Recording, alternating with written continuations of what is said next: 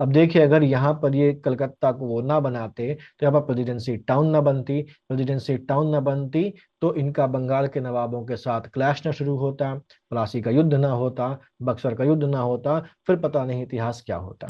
Hamilton ये अंग्रेज surgeon था। फर्रुख सियार अपनी पाइल्स की बीमारी से परेशान था, और ये विलियम हैमिल्टन क्योंकि एक सर्जन था तो वो फर्रुख सियार की पाइल्स का सफल इलाज कर देता है, और खुश होके वो कंपनी के लिए गोल्डन फरमान या शाही फरमान या सुनहरा फरमान जारी कर देता है 65 में, जिसको ट्रीटी ऑफ इलाहाबाद कहा जाता है। इस संधि को करने के लिए रॉबर्ट क्लाइव को दोबारा भारत भेजा जाता है बंगाल का गवर्नर बनाकर। ये सिराजुद्दौला 18 19 20 साल का एक लड़का है जो नवाब अभी भी बना है, और अपने पूर्ववर्ती अपने जो प्रीडिसेसर जो बंगाल के नवाब हैं, चाहे वो मुर्शीद कुली खान हो, अलीवर्दी खान हो, इन सबसे थोड़ा सा अलग है। और अलग इस मामले में है कि ये कम अनुभवी है, एज वेल एज ये शॉर्ट टेम्पर्ड है। कहीं जब उस कोठरी को खोला जाता है तो रात भर में ही सफोकेशन के कारण, गर्मी के कारण 123 अंग्रेज मर चुके होते हैं।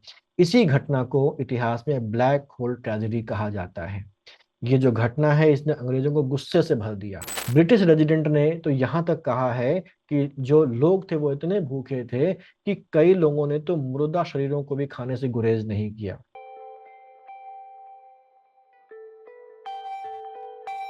नमस्कार, यूपी पीसीएस प्लानर्स के एक नए वीडियो में आपका स्वागत है। एग्जाम चाहे स्टेट पीसीएस का हो, आरओ का हो या यूपीएससी का कोई एग्जाम, मॉडर्न हिस्ट्री के क्वेश्चंस का एक बड़ा प्रोपोर्शन इन सभी एग्जाम से पूछा जाता है। अब क्वेश्चंस भी कई सारी वैरायटीज के पूछे जाते हैं, जिनमें सबसे बड़ी समस्या इवेंट्स के सीक्वेंस वाले क्वेश्चंस में और मैचिंग वाले क्वेश्चंस में आती है। हम लोग आज इस वीडियो में पूरी मॉडर्न हिस्ट्री को क्रोनोलॉजिकल ऑर्डर में पढ़ेंगे। हर साल कौन सी इंपॉर्टेंट इवेंट्स, कौन सी इंपॉर्टेंट घटनाएं हुई हैं, उन्हें देखते हुए आगे बढ़ेंगे, और साथ ही उन घटनाओं को डिस्कस भी करेंगे, जिससे कि उनके जो भी इंपॉर्टेंट पॉइंट्स हैं वो हमारे दिमाग में ताजा हो जाएं। इससे आपके दिमाग में उन घटनाओं का सीक्वेंस तो बन ही जाएगा, साथ ही मॉडर्न हिस्ट्री का रिवीजन और चीजों का लिंक भी क्रिएट हो जाएगा। अगर आपने इस वीडियो को ध्यान से देख और समझ लिया तो मुझे नहीं लगता है कि मॉडर्न हिस्ट्री की टाइमलाइन आपको कभी भी कंफ्यूज कर पाएगी। हम लोग 1498 में वास्को डी गामा के आने से लेकर 1947 में भारत के आजाद होने तक की सारी जरूरी घटनाएं यहाँ पर कवर करेंगे। यानी कि हम लगभग 450 सालों का इतिहास कवर करेंगे। ये एक बड़ा पीरियड है, और इसे अगर केवल एक वीडियो में एक साथ कवर करवा दूंगा तो एक तो वीडियो बहुत लंबा हो जाएगा, और दूसरे दिमाग में इवेंट्स और जो भी हमारे पास टाइम है उसकी खिचड़ी पक जाएगी। इसलिए हम इसे 3 पार्ट्स में कवर करेंगे। आज पहले पार्ट में हम लोग 1498 से 1780 तक के इवेंट्स को देखेंगे। आराम से ध्यान से समझकर पढ़ते जाइए और जरूरी बातों की नोटिंग करते जाइए। शुरू करते हैं। सबसे पहले हम लोग बात करते हैं 1498 की। 1498 में वास्को डिगामा भारत आता है, और वास्को डिगामा बेसिकली एक पुर्तगाली एक्सप्लोरर था। जब जमीनी मार्ग पूर्व से व्यापार करने के लिए ओटोमान एम्पायर के द्वारा बंद कर दिया जाता है, तो ये जो यूरोपियंस हैं, यूरोपियन व्यापारी हैं, वो अब एक ऐसा रास्ता ढूंढने की कोशिश करते हैं जिससे जमीनी रास्ते के अलावा बाहर से जाया जा सके। और इसी में Bartolomeu Dias Cape of Good Hope की खोज करता है, क्रिस्टोफर कोलंबस अमेरिका की खोज कर लेता है, और अल्टीमेटली 1498 में पुर्तगाली एक्सप्लोरर जो वास्को डिगामा है वो भारत पहुंच जाता है। वो जो वास्को डिगामा है वो 3 जहाजों को लेकर भारत आया था, जिनमें से एक का नाम था साओ गैब्रियल, जिसमें वास्को डिगामा खुद तैनात था, खुद सवार था, साओ रफाएल, और तीसरा रसद का जहाज था जिसमें आवश्यक सामग्री जो थी, मटेरियल था, वो रास्ते के सफर के लिए उसमें लोड था, उसका नाम था बेरियो। तो 1498 में वास्को डिगामा भारत आ गया। इसके बाद भारत में पुर्तगाली व्यापार शुरू होता है, पुर्तगाली साम्राज्य की स्थापना का दौर शुरू होता है। 1505 में फ्रांसिस्को डी अल्मीडा पहला पुर्तगाली वायसराय बनता है भारत का। अल्मीडा का मानना था कि समुद्र पर नियंत्रण रखकर ही भारत पर अधिकार बनाए रखा जा सकता है, और इसलिए वो समुद्र में अपना आधिपत्य स्थापित करने की कोशिश करता है। समुद्र में वो हथियारबंद जो नौकाएं हैं उनको एस्टैब्लिश करता है, और उसकी इसी पॉलिसी को ब्लू वाटर पॉलिसी के नाम से जाना जाता है। यानी कि वो पूरी तरीके से फोकस था नेवल सुप्रीमेसी को एस्टैब्लिश करने के लिए। 1509 में बैटल ऑफ ड्यू होती है। अब जब पुर्तगाली भारत आ जाते हैं, वास्को डिगामा के बाद फ्रांसिस्को अल्मीडा भारत आता है और भारत का पहला वायसराय या पहला गवर्नर बनता है, तो समुद्र में उसने जो ब्लू वाटर पॉलिसी वहां पर एस्टैब्लिश की थी, ब्लू वाटर पॉलिसी की उसने शुरुआत की थी। तो यहाँ पर पुर्तगालियों की इस दखलंदाजी से इंडियन ओशन में जो ट्रेड डिस्टर्ब हो रही थी, पुर्तगालियों के बहुत पहले से जो अरबी व्यापारी थे, वो अरबी व्यापारी मालाबार कोस्ट में, इंडियन ओशन के इलाके में ट्रेड कर रहे थे। और यहाँ पर जब पुर्तगाली भारत में आ जाते हैं तो उनकी वजह से उनकी जो ट्रेड है, उनका जो व्यापार है वो डिस्टर्ब होने लगता है। इससे गुजरात, कालीकट और ऑटोमन साम्राज्य के व्यापार में भी डिस्टरप्शन आता है। कालीकट का जमोरिन और गुजरात का शासक जो है वो इजिप्ट के शासक से, जहां पर बेसिकली ऑटोमन एम्पायर था, वहां से पुर्तगालियों के विरुद्ध सहायता मांगता है। पुर्तगाली के विरुद्ध यहाँ पर इंडियन ओशन में इन तीनों की संयुक्त लड़ाई होती है और इनकी कंबाइंड फ्लीट को, ऑटोमन एम्पायर की, गुजरात सल्तनत की और जो पुर्तगाली जो है वो डिफीट कर देते हैं। ठीक, ये जो युद्ध है इसको बैटल ऑफ ड्यू कहा जाता है, बैटल ऑफ ड्यू कहा जाता है। और इससे समुद्र में और आसपास का जो भी इलाका था उसमें पुर्तगालियों की जो डोमिनेंस है, पुर्तगालियों का जो प्रभुत्व है, वो प्रभुत्व स्थापित हो जाता है 1509 में। 1509 में बैटल ऑफ ड्यू के बाद जो अल्मीडा है वो वापस चला जाता है। अल्मीडा के वापस जाने के बाद अगला जो पुर्तगाली वायसराय बनकर आता है वो है अल्बुकर्क। ठीक, ये 1509 से 1515 तक भारत में पुर्तगाली वायसराय रहता है। ये दूसरा पुर्तगाली वायसराय है। ये भारत में पुर्तगाली साम्राज्य का वास्तविक संस्थापक माना जाता है। क्यों माना जाता है? क्योंकि इसने भारत में प्रत्यक्ष शासन की शुरुआत करी, डायरेक्ट गवर्नेंस की शुरुआत करी। इसीलिए इसको कहा जाता है कि भारत में पुर्तगाली साम्राज्य का वास्तविक संस्थापक है। इसने कई सारे काम किए। इसने पुर्तगालियों को भारतीय महिलाओं से विवाह के लिए प्रोत्साहित किया। साथ ही साथ एक और इम्पोर्टेंट चीज इससे रिलेटेड है, वो ये है कि इसने सती प्रथा पर प्रतिबंध लगाया। अकबर के पहले भी अगर किसी व्यक्ति ने सती प्रथा पर रोक लगाने की कोशिश की भारत में, तो वो अलबुकर्क था। ठीक, अब यहाँ पे इसके बाद 1510 में ये जो पुर्तगाली हैं गोवा पर अधिकार कर लेते हैं। कैसे अधिकार कर लेते हैं? विजयनगर के शासक कृष्णदेवराय की सहायता से, बीजापुर के नियंत्रण उस समय गोवा में होता है, तो कृष्णदेवराय की सहायता से ये जो अल्बुकर्क है ये गोवा को अपने अधिकार में ले लेता है। और गोवा जो है पुर्तगालियों की एडमिनिस्ट्रेटिव सेंटर के रूप में उभर कर सामने आता है। 1600 में ब्रिटिश ईस्ट इंडिया कंपनी की स्थापना होती है। यहाँ पर देखिए 1498 पुर्तगाली भारत आते हैं और 1600 में ब्रिटिश ईस्ट इंडिया कंपनी की स्थापना होती है। और इसी के आसपास के पीरियड में ही जो बाकी यूरोपियन कंपनीज हैं वो भारत की तरफ आने की शुरुआत करती हैं। यानी कि 1498, 1500 मान लेते हैं, 1500 से लेके 1600 तक का पीरियड जो है, 100 साल के पीरियड में इस एरिया में पूरी की पूरी मोनोपोली, पूरा पूरा एक छत्र राज्य पुर्तगालियों का रहा। और अब जो ये बाकी यूरोपियन कंपनी जब भारत में आना शुरू होती हैं तो इससे सबसे ज्यादा समस्या किसको होगी? क्योंकि कंपटीशन बढ़ेगा तो सबसे ज्यादा समस्या होगी किसको? सबसे ज्यादा समस्या होगी पुर्तगालियों को। तो 1600 में ये जो कंपनी है ये स्टैब्लिश होती है। और यहाँ पर बेसिकली 217 पार्टनर्स के साथ governor and the company of merchants of London, नाम सुनिएगा ध्यान से, governor and the company of merchants of London trading into the east Indies की स्थापना 1600 में की जाती है। और 31 दिसंबर 1600 को जो क्वीन एलिजाबेथ हैं वो इसको 15 वर्षों के लिए चार्टर या अधिकार पत्र प्रदान करती हैं।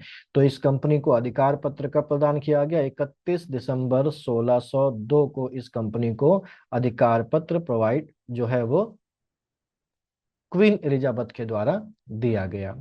तो अब ब्रिटिश ईस्ट इंडिया कंपनी बन चुकी है। और ब्रिटिश ईस्ट इंडिया कंपनी के बनने के बाद 2 सालों के बाद 1602 में डच ईस्ट इंडिया कंपनी का फॉर्मेशन होता है। मार्च 1602 में डच कंपनी को 21 वर्षों का एकाधिकार या मोनोपोली दी जाती है। और इस तरीके से अब जो डच हैं वो भी इस व्यापारिक कंपटीशन में, व्यापारिक प्रतिस्पर्धा में आ जाते हैं। और हमारे पास अब 3 खिलाड़ी हो गए, डच, पुर्तगाली और ब्रिटिश। लेकिन अभी जो ब्रिटिश हैं वो भारत पहुंचे नहीं हैं। 1608 में, वैसे तो आते रहे कई सारे लोग, लेकिन व्यापार के सिलसिले में जो पहला जहाज भारत में आता है वो 1608 में आता है। और 1608 में ईस्ट इंडिया कंपनी की जो पहली शिप है वो सूरत में आती है। इस शिप का जो नाम था वो था हेक्टर। इस शिप का नाम था हेक्टर। और इस शिप के साथ विलियम हॉकिंस भारत आता है। जो विलियम हॉकिंस है वो जहांगीर के लिए ब्रिटेन के राजा जेम्स वन का एक पत्र लेकर आया था, जिसमें सिफारिश की गई थी कि इनको यहाँ पर एक फैक्ट्री खोलने की अनुमति दी जाए, जगह दी जाए, व्यापार करने की जो अनुमति है वो दी जाए। तो हॉकिंस यहाँ पर जहांगीर के पास आता है, जहांगीर से व्यापार करने की अनुमति मांगता है।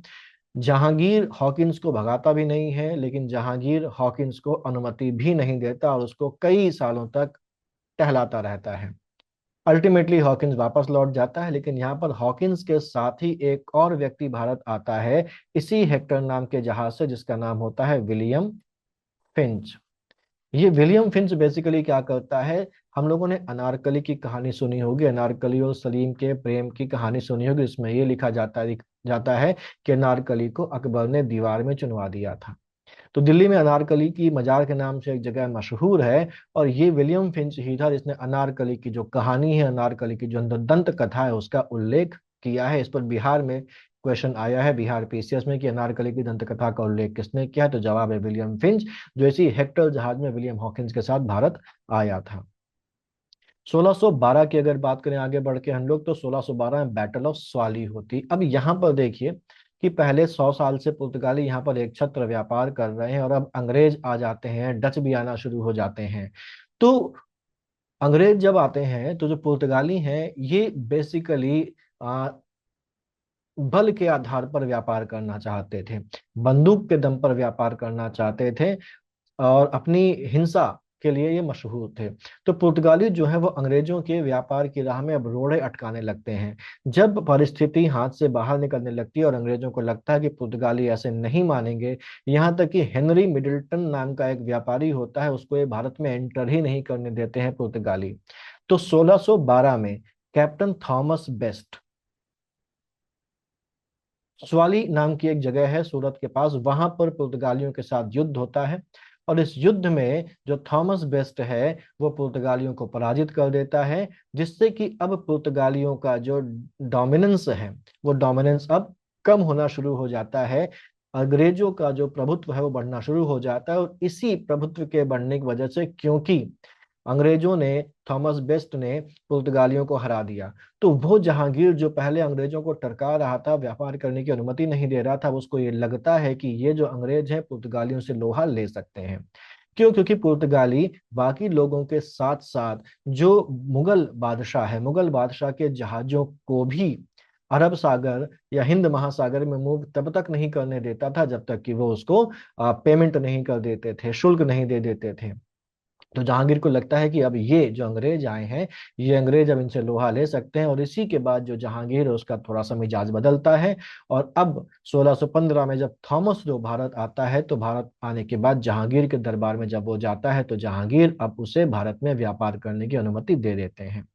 तो 1612 के बाद अब 1615 आता है। 1615 में थॉमस लो भारत आएगा, और 1615 से लेके 1618 तक, 1615 से लेके 1618 तक वो जहांगीर के दरबार दरबार में रहेगा। जहांगीर सर थॉमस लो को भारत में व्यापार करने का जो अधिकार है वो इसी शर्त पे देते हैं कि जो अंग्रेज हैं वो पुर्तगालियों से मुगल जहाजों की रक्षा करेंगे। तो इस प्रकार अब थॉमस लो यहाँ पर मुगल जहाजों की पुर्तगालियों से रक्षा करने की शर्त शर्त की एवज में, बाकी और भी बातें थी लेकिन ये भी एक इंपॉर्टेंट शर्त वहां पर थी, यहाँ पर व्यापार करने की अनुमति ले लेता है। इसके बाद 1639 आता है। 1639 में मद्रास का एस्टैब्लिशमेंट किया जाता है। फ्रांसिस डे नाम का एक अंग्रेज होता है। ये फ्रांसिस डे नाम का अंग्रेज चंद्रगिरी के राजा डमाला वेंकटाद्रि नायकुडू, डमारला वेंकटाद्रि नायकुडू से मद्रास को लीज पर ले लेता है, और यहाँ पर 1640 में फोर्ट सेंट जॉर्ज की स्थापना करता है।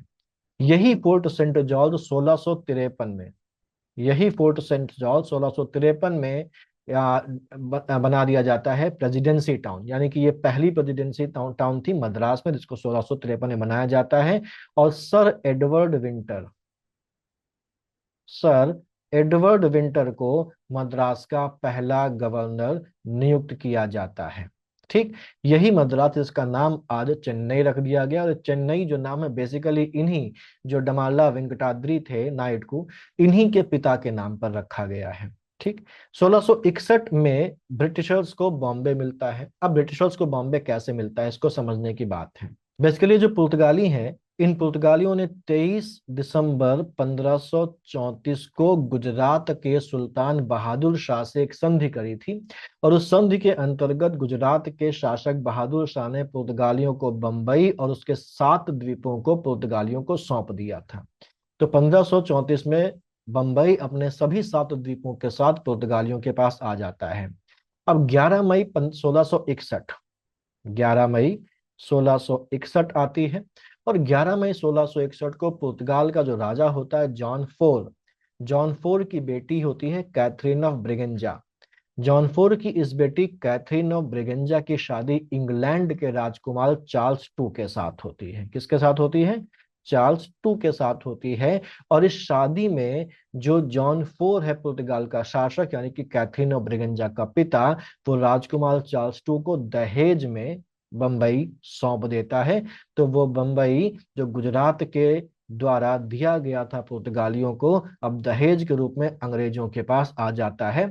और अंग्रेज का मतलब यहाँ पर ईस्ट इंडिया कंपनी के पास नहीं आना है, ब्रिटिश क्राउन के पास आया है, ब्रिटिश राजा के पास आया है। ईस्ट इंडिया कंपनी अभी अलग है, भारत में ईस्ट इंडिया कंपनी है, ब्रिटिश क्राउन अभी भारत में नहीं आया। 1661 में ये अंग्रेजों के पास आ गया। अब इसके बाद क्या होगा, टाइमलाइन के हिसाब से चल रहे, जब समय आएगा तो हम लोग देखेंगे कि मुंबई का क्या हुआ। 1664 में अब फ्रेंच ईस्ट इंडिया कंपनी का फॉर्मेशन होता है। तो अभी हमारे पास सबसे पहले पुर्तगाली, पुर्तगालियों के बाद हमारे अंग्रेज और डच आ चुके हैं, और अब 1664 में फ्रेंच ईस्ट इंडिया कंपनी का फॉर्मेशन होता है।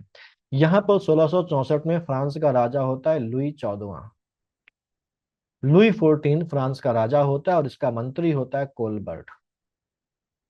इसका मंत्री होता है कोलबर्ट। ये जो कोलबर्ट है ये फ्रेंच ईस्ट इंडिया कंपनी की स्थापना करता है, और इस कंपनी का नाम होता है the Ind company, the Ind oriental company, the Ind oriental. Oriental मतलब ईस्ट, क्योंकि हम सब ये ईस्ट में बैठे हुए हैं तो इसको ओरिएंट वो लोग कहते थे, यानी कि ईस्ट बोलते थे। और इसके बाद जो फ्रेंच हैं वो अपना ट्रेड लिंक स्टैब्लिश करना शुरू कर देते हैं। अब इसके ठीक बाद हमारे पास 4 साल के बाद 1668 आ जाता है। 1668 में एक व्यक्ति होता है, उसका नाम होता है गेराल्ड ऑंगियार। गेराल्ड ऑंगियार, ये गेराल्ड ऑंगियार ब्रिटिश शासक से संपर्क करता है, और ब्रिटिश शासक यानी कि ब्रिटिश क्राउन से 10 पाउंड वार्षिक की दर पर बंबई को लीज पर ले लेता है। तो अब बंबई लीज पर ले लिया गया है, किसके द्वारा? गेराल्ड ऑंगियार के द्वारा, जो ईस्ट इंडिया कंपनी का एक एजेंट है। अब ये बेसिकली गेराल्ड ऑंगियार के मार्फत किसके पास आ गया बंबई? ये आ गया ईस्ट इंडिया कंपनी के पास, और अब इसके बाद बंबई प्रेसिडेंसी के रूप में इसको डेवलप किया जाना शुरू कर दिया जाता है। 1674 आ जाता है। 1674 में मराठा एम्पायर फाउंड किया जाता है, मराठा साम्राज्य की स्थापना होती है।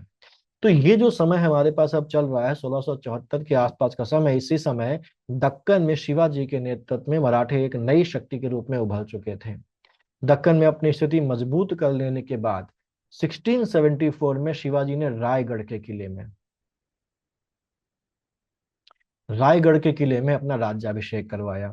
शिवाजी का राज्याभिषेक बेसिकली 2 बार हुआ था। पहला राज्याभिषेक हुआ था 6 जून 1674 को, और ये राज्याभिषेक हुआ था पंडित विश्वेश्वर भट्ट या पंडित गंगा भट्ट के द्वारा। उन्हीं का दूसरा नाम पंडित गंगा भट्ट था। लेकिन यहाँ पर कुछ बातें ऐसे हैं जिसमें लोगों ने कहा कि ये गलत मुहूर्त पर हुआ है और ये अशुभ मुहूर्त है, और इस अशुभ मुहूर्त पर मुहर तब लग गई जब इसके 10-12 दिन के अंदर ही शिवाजी की माँ जीजाबाई की मौत हो जाती है। तो ये सबके मन में आ जाता है कि ये जो राज्याभिषेक हुआ ये अशुभ मुहूर्त में हुआ, और इसी अशुभ मुहूर्त की वजह से जीजाबाई की मौत हो गई। और इसके बाद जो शिवाजी हैं वो 24 सितंबर 1674 को इसी रायगढ़ के किले में अपना दूसरा राज्याभिषेक करवाते हैं, और ये जो दूसरा राज्याभिषेक होता है ये तांत्रिक निश्चलपुरी गोस्वामी की सरपरस्ती में किया जाता है। तो ये तांत्रिक निश्चलपुरी गोस्वामी और पंडित विश्वेश्वर भट्ट का नाम भी आपको ध्यान रखना है। 1698 और 1690 दो डेट्स मिलती हैं आपको किताबों में। आप किसी भी किताब में पढ़ेंगे तो किसी में 1698 लिखी होती है, date of foundation of Calcutta, Calcutta की स्थापना की तारीख, और कहीं कहीं आपको 1690 लिखा होता है। तो यहाँ पर मैंने आपको बताया है 1690 और 1698 दो डेट्स बताई हैं। दोनों के लॉजिक क्या है वो भी हम लोग यहाँ पर डिस्कस कर लेते हैं, कि क्यों कुछ किताबों में 1690 बताया गया और क्यों कुछ किताबों में 1698 बताया गया है। तो यहाँ पर एक ब्रिटिश एजेंट होता है, ईस्ट इंडिया कंपनी का एजेंट होता है, उसका नाम होता है जॉब चार्नॉक।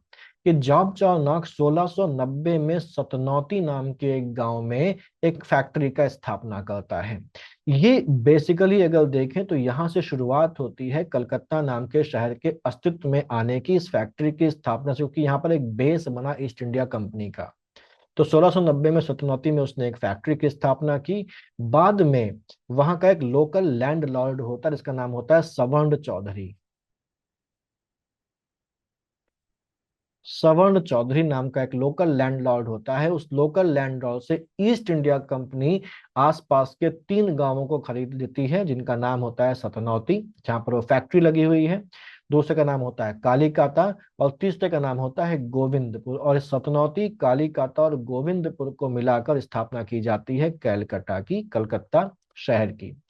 तो 1690 इसलिए मिलता है क्योंकि यहाँ पर पहली बार फैक्ट्री की स्थापना सतनौती में करी गई। और 1698 इसलिए मिलता है क्योंकि अब सतनौती, कालीकाता और गोविंदपुर को खरीद कर यहाँ पर कलकत्ता शहर की नींव रखी गई। तो यहाँ पर ज्यादा ऑथेंटिक कौन सी डेट है? कलकत्ता की नींव बेसिकली तब रखी मानी जाएगी जब सतनौती, कालीकाता और गोविंदपुर को खरीद लिया जाएगा। तो हमको यहाँ पर प्रेफर करना है 1698। अब 1698 में जब कलकत्ता की नींव रख दी गई तो ईस्ट इंडिया कंपनी ने इस कोलकाता को एक नई प्रेसिडेंसी सिटी के रूप में विकसित करना शुरू कर दिया। अब देखिए, अगर यहाँ पर ये कलकत्ता को वो ना बनाते तो यहाँ पर प्रेसिडेंसी टाउन ना बनती। प्रेसिडेंसी टाउन ना बनती तो इनका बंगाल के नवाबों के साथ क्लैश ना शुरू होता, प्लासी का युद्ध ना होता, बक्सर का युद्ध ना होता, फिर पता नहीं इतिहास क्या होता, है ना। यहाँ पर अब ये क्या करने लगते हैं, इसको ईस्ट इंडिया कंपनी इसको एक नई प्रेसिडेंसी सिटी के रूप में विकसित करने लगती है और यहाँ पर एक फोर्ट विलियम नाम के किले की स्थापना करती है। तो फोर्ट सेंट जॉर्ज कहाँ पर है? फोर्ट सेंट जॉर्ज है मद्रास में। और फोर्ट विलियम कहाँ पर है? फोर्ट विलियम है कलकत्ता में या आज के कोलकाता में। इसके बाद 1717 आता है। 1717 में गोल्डन फरमान जारी किया जाता है। ये गोल्डन फरमान कौन जारी करता है? हम सब जानते हैं गोल्डन फरमान जारी करता है फर्रुख सियल जारी करता है। बेसिकली इसका बैकग्राउंड ये है कि 1715 के आसपास जॉर्ज सरमन के नेतृत्व में एक अंग्रेजों का रिप्रेजेंटेशन जो ईस्ट इंडिया कंपनी से रिलेटेड थे, फर्रुख सियार के दरबार में जाता है। ये भी बेसिकली क्यों जाता है? कुछ छूट, कुछ रियायतें मांगने के लिए जाता है। इसी रिप्रेजेंटेशन में एक अंग्रेज सर्जन भी था जिसका नाम था विलियम हैमिल्टन। विलियम हैमिल्टन ये अंग्रेज सर्जन था। फर्रुख सियार अपनी पाइल्स की बीमारी से परेशान था और ये विलियम हैमिल्टन क्योंकि एक सर्जन था तो वो फर्रुख सियार की पाइल्स का सफल इलाज कर देता है। और एक बड़े लंबे समय से आ रही ऐसी समस्या जिसने उसको बड़ा परेशान करके रखा था, जब उसको पता चलता है कि मैं बिल्कुल ठीक हो गया हूँ और ये समस्या पूरे जीवन में दोबारा मुझे कभी परेशान नहीं करेगी, तो वो बड़ा खुश हो जाता है। और खुश होके वो कंपनी के लिए गोल्डन फरमान या शाही फरमान या सुनहरा फरमान जारी कर देता है। अब इस गोल्डन फरमान से होता क्या है? ये भी एक बहुत बड़ी जड़ है प्लासी के और बक्सर के युद्ध की। क्योंकि यहाँ पर फर्रुख सियार केवल 3,000 रुपए एनुअल के टैक्स पर, एक मुश्त 3,000 रुपए हर साल दे दिए जाएं, उसके बाद कंपनी बंगाल में चाहे जितना व्यापार करे उसको कुछ भी टैक्स, कुछ भी कर देने की जरूरत नहीं है। यानी कि कंपनी को वो 3,000 रुपए वार्षिक पर पूरे व्यापार में शुल्क से, सीमा शुल्क से, टैक्सेस से मुक्त कर देता है और कंपनी को यहाँ पर व्यापार करने की छूट मिल जाती है बिना कोई टैक्स दिए, केवल 3,000 रुपए देके।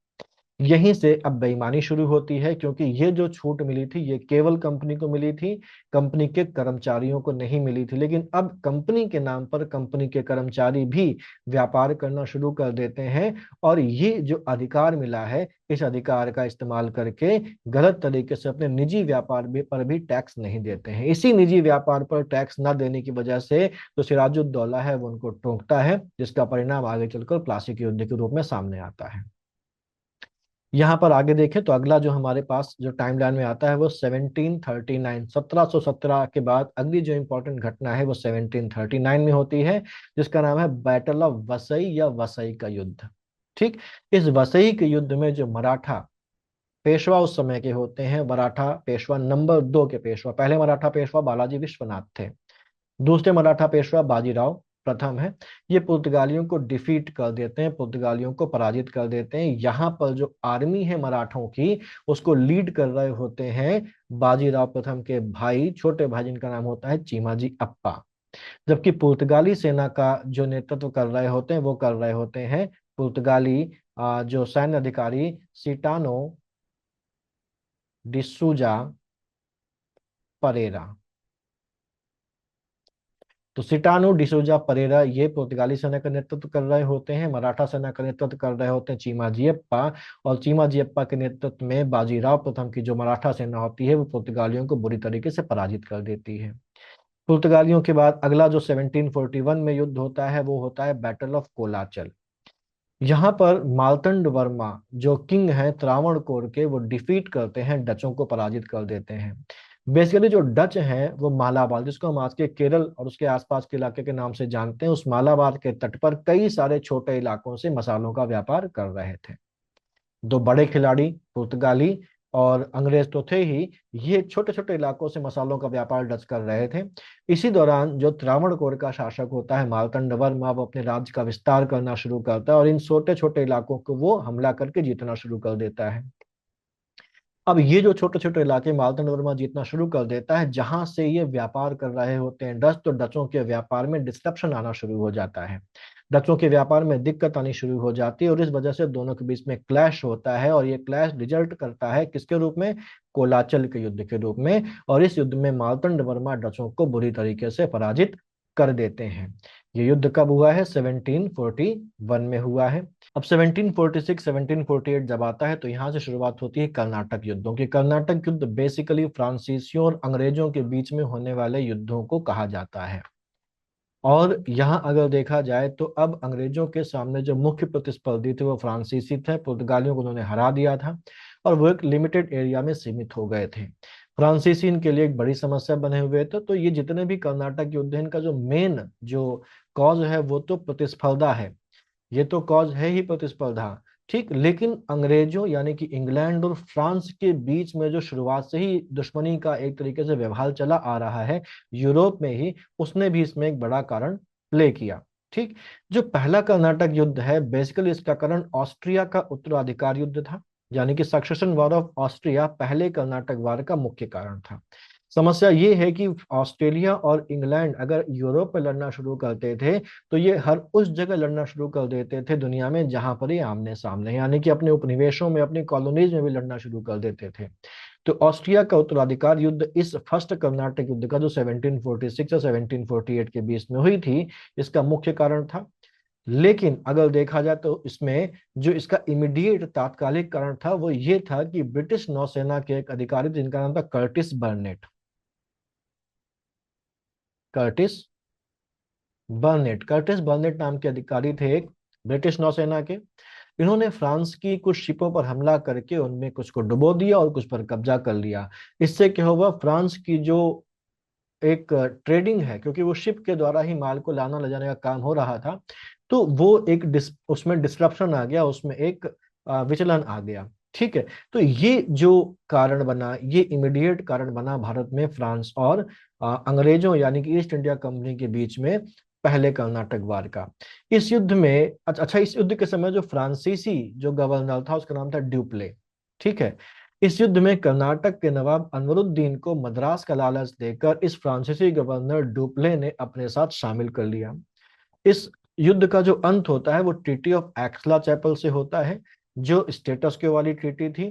मद्रास का लालच दे के अनवरुद्दीन को शामिल तो कर लिया गया, उसने ये कहा था कि हम लोग मिलकर फ्रांसीसी सेना और अनवरुद्दीन की जो कर्नाटक के नवाब की सेना है वो दोनों मिलकर मद्रास पर हमला करेंगे, मद्रास को जीत लेंगे और जीतने के बाद मद्रास अनवरुद्दीन को दे दिया जाएगा। लेकिन जब वो मद्रास जीत लेते हैं तो वो अनवरुद्दीन को मद्रास देने से मना कर देता है। Ultimately ultimately treaty of Aix la Chapelle होती है, जिसके अंतर्गत मद्रास को फ्रांसीसियों के द्वारा वापस करना पड़ता है अंग्रेजों को। लेकिन अनवरुद्दीन के साथ जो वादा किया था वो वादा तो धोखेबाजी में चला गया, और अनवरुद्दीन इससे नाराज हो जाता है और फ्रांसीसियों के ऊपर हमला कर देता है। और यहाँ पर फ्रांसीसियों यानी कि डुप्ले और अनवरुद्दीन के बीच में एक बैटल होती है, इसको बैटल ऑफ अडियार के नाम से जाना जाता है। यानी कि जो बैटल ऑफ अडियार है, बैटल ऑफ अडियार है, ये बैटल ऑफ अडियार जो हुई थी 24 अक्टूबर 1746 को, ये 24 अक्टूबर 1746 को होने वाली ये बैटल ऑफ अडियार भी इसी फर्स्ट कर्नाटिक वार का एक पार्ट थी। और इस बैटल में फ्रांसीसियों ने अनवरुद्दीन को हरा दिया। अनवरुद्दीन की एक बड़ी सेना को फ्रांसीसियों की केवल 300 सैनिकों की सेना ने हरा दिया। क्यों? क्योंकि फ्रांसीसियों की सेना अनवरुद्दीन की सेना से ज्यादा ट्रेंड थी, ज्यादा डिसिप्लिन्ड थी और उसके बाद ज्यादा बेहतर हथियार थे।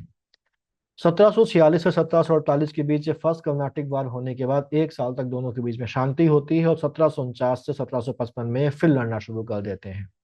48 में शांति हुई, 49 में उन्होंने फिर लड़ना शुरू कर दिया और शुरुआत होती है सेकंड कर्नाटिक वार की। सेकंड कर्नाटिक वार का जो कारण है वो बनता है कर्नाटक और हैदराबाद का उत्तराधिकार संघर्ष। ठीक है, सक्सेशन डिस्प्यूट जो कर्नाटक और हैदराबाद में होता है वो इस युद्ध का कारण बनता है। कर्नाटक में चांदा साहब जो है वो कर्नाटक के नवाब अनुरुद्दीन को हटाकर खुद गद्दी पर बैठना चाहता था।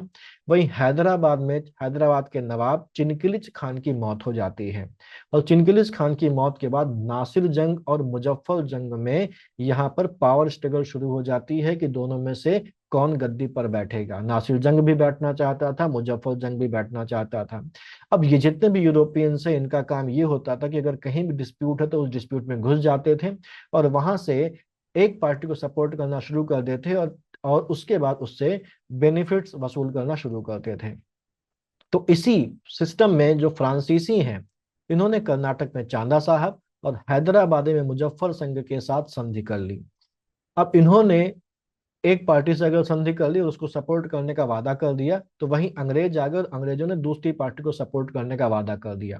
तो कर्नाटक में जहां पर फ्रांसीसी चांदा साहब को सपोर्ट कर रहे हैं वहीं अंग्रेज अनुरुद्दीन को सपोर्ट कर रहे हैं। हैदराबाद में फ्रांसीसी मुजफ्फर जंग को सपोर्ट कर रहे हैं तो अंग्रेज नासिर जंग को सपोर्ट कर रहे हैं और इस सपोर्ट सपोर्ट में वो दोनों आपस में लड़ना शुरू कर देते हैं और शुरू हो जाता है दूसरा कर्नाटक युद्ध। इस दूसरे कर्नाटक युद्ध का जो अंत होता है वो ट्रीटी ऑफ पौंडीचेरी या ट्रीटी ऑफ पुदुचेरी के साथ होता है। और इसी युद्ध के दौरान भी एक और युद्ध होता है, इसको हम बैटल ऑफ अंबूर के नाम से जानते हैं। बैटल ऑफ अंबूर या बैटल ऑफ अंबर। ये बैटल जो थी वो 3 अगस्त 1749 को हुई थी और इस युद्ध में फ्रांसीसियों ने अनुरुद्दीन को मार दिया था और अनुरुद्दीन को मारने के बाद चांदा साहब को कर्नाटक की गद्दी में बैठा दिया था। तो ये जो मैं बैटल्स बता रहा हूँ, battle of Adyar, battle of Ambur और अभी एक बैटल ऑफ वांडीवाश भी आएगी, इनका भी वो सीक्वेंस पूछ लेता है, तो इस सीक्वेंस को भी तैयार करते हुए चलिएगा। 1755 में third Karnataka war treaty of Pondicherry से खत्म हो जाती है, फिर से एक साल तक इनके बीच में शांति रहती है और 1756 1763 तक ये फिर से लड़ना शुरू कर देते हैं और शुरुआत होती है थर्ड कर्नाटक वार की। ये थर्ड कर्नाटक वार का जो जड़ थी वो इंडिया में नहीं थी, ये इंडिया के बाहर थी। यूरोप में 2 देश थे, एक ऑस्ट्रिया जो अभी भी है और दूसरा प्रशिया जिसको वर्ल्ड वार के बाद खत्म करके जर्मनी और बाकी देशों के बीच उसके एरिया को बांट दिया गया। ठीक है, तो ऑस्ट्रिया और प्रशिया के बीच में युद्ध चल रहा था जिसको हम 7 इयर्स वार के नाम से जानते हैं, 7 सालों का युद्ध के नाम से जानते हैं क्योंकि वो 7 साल तक चला था। इस युद्ध में भी जो अंग्रेज थे यानी कि जो इंग्लैंड था और जो फ्रांस था वो अलग अलग पार्टीज को सपोर्ट दे रहे थे। जहां पर अंग्रेज प्रशिया को सपोर्ट कर रहे थे वहीं जो फ्रांस था वो ऑस्ट्रिया को सपोर्ट कर रहा था और यहाँ पर भी वो दो लड़ते हुए देशों को सपोर्ट करते हुए आपस में खुद भी लड़ बैठे।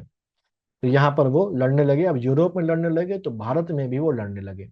और ये थर्ड कर्नाटिक वार पहला ऐसा कर्नाटिक वार था इन दोनों के बीच का युद्ध था जो दक्षिण भारत से निकलकर बंगाल तक इसकी आंच पहुंची। जनरली इसके पहले के दोनों युद्धों में वो केवल दक्षिण भारत में तमिलनाडु और आसपास के इलाकों में लड़ते थे, लेकिन थर्ड कर्नाटिक वार में ये आपस में बंगाल में भी लड़ेंगे। ठीक, यहाँ पर इस युद्ध में थर्ड कर्नाटिक वार के बीच में एक बैटल होती है जिसको बैटल ऑफ वांडीवाश के नाम से जाना जाता है। बैटल ऑफ वांडीवाश के नाम से जाना जाता है और ये बैटल ऑफ वांडीवाश होती है 22 जनवरी 1760 की। और इस बैटल ऑफ वांडीवाश ये इस जो थर्ड कर्नाटिक वार की एक मेजर बैटल थी। और इस थर्ड बैटल में अंग्रेज जो कैप्टन होता है सर आयरकूट,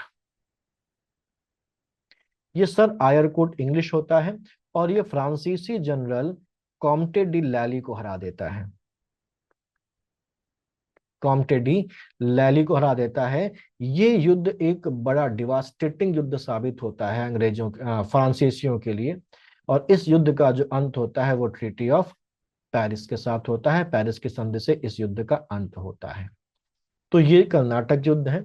कर्नाटक युद्ध के बाद यहीं पर इसी बीच देखिए 1756 से 1763 तक थर्ड कर्नाटक युद्ध चल रहा है, और इसी के बीच इसी के पैरेलल में एक और घटना होती है जिसको हम लोग बोलते हैं ब्लैक होल ट्रेजेडी, क्योंकि अंग्रेज तो अलग अलग जगहों पर हैं, ये आपस में भी लड़ रहे हैं, और उधर बंगाल के नवाब के साथ भी इनका जो क्लैश है वो शुरू हो जाता है। तो 1756 में ब्लैक होल ट्रेजेडी होती है। अब यहाँ पर ध्यान दीजिए कि यही वो समय है जब तीसरा कर्नाटक युद्ध चल रहा है। देखिए यहाँ पर, है ना, यही समय है जब तीसरा कर्नाटक युद्ध चल रहा है। और मैंने बताया कि जो तीसरा कर्नाटक युद्ध है ये पहला ऐसा युद्ध है जिसमें अंग्रेज और फ्रांसीसी दक्षिण भारत से निकलकर बंगाल में भी आपस में लड़ना शुरू कर देते हैं। और बंगाल में ये अपनी कोठियों को, अपनी फैक्ट्रीज को फोर्टिफाई करना शुरू कर देते हैं, यानी कि किलेबंद करना शुरू कर देते हैं, हथियारों को, तोपों को इकट्ठा करना शुरू कर देते हैं। अंग्रेज इसलिए करते हैं कि अगर फ्रांसीसियों ने हमला कर दिया तो हम अपना बचाव कर सकें, फ्रांसीसी इसलिए करते हैं कि अंग्रेज हमारे ऊपर हमला कर दे तो हम बचाव कर सकें। अब ये जो जगहें हैं ये जगहें बंगाल में हैं। बंगाल का जो शासन है वो किसके हाथ में, बंगाल के नवाब के हाथ में है। और बंगाल का जो नवाब है वो है सिराजुद्दौला। ये सिराजुद्दौला 18 19 20 साल का एक लड़का है जो नवाब अभी भी बना है, और अपने पूर्ववर्ती, अपने जो प्रीडिसेसर जो बंगाल के नवाब हैं, चाहे वो मुर्शीद कुली खान हो, अलीवर्दी खान हो, इन सबसे थोड़ा सा अलग है। और अलग इस मामले में है कि ये कम अनुभवी है, एज वेल एज ये शॉर्ट टेम्पर्ड है। यहाँ पर अंग्रेज दस्तक का दुरुपयोग कर रहे हैं। दस्तक वही अधिकार है जो इनको गोल्डन फरमान से मिला है, जहां पर इनको बिना कोई टैक्स दिए व्यापार करने की अनुमति मिल जाती है। मैंने अभी कुछ देर पहले बताया था कि ये व्यापार करने की अनुमति बिना टैक्स दिए जो है वो मिली थी कंपनी को। कंपनी के कर्मचारियों को ऐसी कोई अनुमति नहीं मिली थी। और कंपनी के माल को यहाँ से वहां ले जाते समय ये दिखाने के लिए कि माल कंपनी का है और उस पर कोई भी टैक्स नहीं दिया जाना है, एक डॉक्यूमेंट जारी किया जाता था जिसको हम बोलते हैं दस्तक। दस्तक के आधार पर कोई टैक्स नहीं पड़ता था, तो इस दस्तक का दुरुपयोग शुरू हो गया था, और कंपनी के जो कर्मचारी थे ये अपनी निजी ट्रेड भी, निजी व्यापार भी करना शुरू कर चुके थे, और वो भी दस्तक का उपयोग करते थे और उस दस्तक के बिहाफ पर वो टैक्स नहीं देते थे। इससे नुकसान हो रहा था बंगाल के नवाब का, क्योंकि उसको उस व्यापार पर जो टैक्स मिलना था, जो रेवेन्यू मिलना था, वो उसको नहीं मिल पा रहा था। इनके पहले के मुर्शीद कुली खान और अली वर्दी खान जैसे जो सक्षम और मजबूत नवाब थे, उन्होंने तो अंग्रेजों को दबा लिया था और उनसे वसूल लेते थे, लेकिन जो उसके बाद जब सिराजुद्दौला आया तो दुरुपयोग और ज्यादा बढ़ जाता है। सिराजुद्दौला बार बार उनसे कहता है कि दस्तक का दुरुपयोग मत करिए, टैक्स दीजिए, लेकिन वो नहीं मानते। तो एक तो ये असंतोष उसके अंदर भरा हुआ था, और फिर उसको लगता है कि यार यहाँ का नवाब तो मैं हूँ, यहाँ की सॉवरेनिटी तो मेरे पास है, और मेरे ही इलाके में बैठ के ये लोग अपनी अपनी कोठियों में हथियार इकट्ठा कर रहे हैं, किलेबंदी कर रहे हैं। तो वो इसको अपनी संप्रभुता पर, अपनी सॉवरेनिटी पर एक खतरा मानता है, और ये कहता है कि ये जो किलेबंदी है, इसको आप तुरंत हटाइए, इमीडिएट इफेक्ट से किलेबंदी करना बंद करिए, और जो भी कर चुके हैं उसको हटा दीजिए। फ्रांसीसी तो उसकी बात को मान जाते हैं, लेकिन जो अंग्रेज है वो उसकी बात को नहीं मानते, क्योंकि उसको कुछ समझते ही नहीं थे। ठीक है, जब वो नहीं मानते हैं तो वो तो नवाब है, वो उस इलाके पर शासन कर रहा है, लेकिन वो फार साइटेड नहीं है, वो शॉर्ट टेम्पर्ड है, हमको ये भी ध्यान रखना चाहिए। और वो क्या करता है, 20 जून 1756 को वो कलकत्ता में फोर्ट विलियम पर हमला कर देता है। जब वो कलकत्ता में फोर्ट विलियम पर हमला कर देता है तो अंग्रेज उस समय तैयार नहीं थे कि वो हमला हो जाएगा, और वो अपनी सेना को लेकर वहां पर अंग्रेजों को खदेड़ देता है। अंग्रेज भाग खड़े होते हैं, लेकिन कुछ अंग्रेज वहां पर वो पकड़ लेता है। अब उन पकड़े गए अंग्रेजों में सैनिक भी थे, सिविलियंस भी थे, व्यापारी भी थे। ठीक, और इनको पकड़ के वो एक कोठरी में बंद करवा देता है। ये कोठरी का साइज होता है केवल 14 बाई 18, और हमको ये लिखा मिलता है कि इस छोटी सी 14 बाई 18 की कोठरी में वो 146, 146 अंग्रेजों को ठूंस देता है भूसे की तरह। अब इस छोटी सी कोठरी, इसमें केवल एक छोटा सा दरवाजा है जिसमें हवा आने का कोई रास्ता नहीं है, केवल छोटा सा एक झरोका है, उसमें ठूंस दिया गया है अंग्रेजों को। और तारीख आप ध्यान रखिए, 20 जून 1756 है, गर्मी का महीना है, और कलकत्ता हमारा समुद्र के पास का इलाका है, और यहाँ पर समुद्र के पास के हर इलाके में कितनी ज्यादा ह्यूमिडिटी होती है, तो एक तो गर्मी, उसके बाद ह्यूमिडिटी, छोटी सी कोठरी जहाँ पर हवा के आने जाने का ना के बराबर रास्ता, इससे सफोकेशन क्रिएट होता है और उस छोटी सी कोठरी में बंद किए गए 140 46 अंग्रेजों को, 146 अंग्रेजों को वो छोड़कर वापस अपने कैंप पर चला जाता है, ये कह के कि मैं सुबह आकर इनका जो भी देखना होगा वो देखूंगा। सुबह जब उस कोठरी को खोला जाता है तो अलग अलग जगहों पर अलग अलग फिगर मिलती है। कहीं पर लिखा होता है कि सब मर गए, कहीं पर लिखा होता है 120 मर गए, लेकिन जो ऑथेंटिक डेटा उसके हिसाब से बताया जाता है कि 146 में से 123 अंग्रेज मर चुके होते हैं। जब उस कोठरी को खोला जाता है तो रात भर में ही सफोकेशन के कारण, गर्मी के कारण 123 अंग्रेज मर चुके होते हैं। इसी घटना को इतिहास में ब्लैक होल ट्रेजेडी कहा जाता है। ये जो घटना है इसने अंग्रेजों को गुस्से से भर दिया और वे इसका बदला लेने के लिए उतावले हो जाते हैं और सिराजुद्दौला के खिलाफ वार डिक्लेयर कर देते हैं। यहाँ पर कई सारी छोटी छोटी भिड़ंतें होती हैं, कई सारी छोटी छोटी लड़ाइयाँ होती हैं, जिसमें सिराजुद्दौला की हार होती है, कभी जीत होती है। 1757 आते आते दोनों पक्ष एक दूसरे के साथ एक फाइनल जो है बैटल करने को तैयार हो जाते हैं कि अब मामले को या तो आर कर दिया जाए या तो पार कर दिया जाए। और इसका जो परिणाम होता है वो होता है बैटल ऑफ प्लासी के रूप में, यानी कि प्लासी के युद्ध के रूप में।